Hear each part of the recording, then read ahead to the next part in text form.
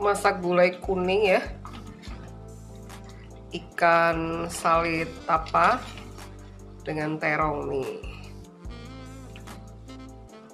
Ini salah satu varian ya, masakan khas Palembang ya.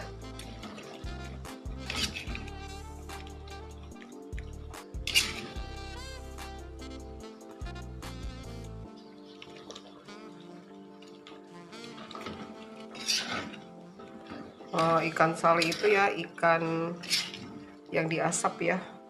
Nah ini ikannya ikan tapa ya, ikan sungai seperti ini nih ya. Enak sekali nih, lemaknya. Ikan tapa gulai kuning ada purita.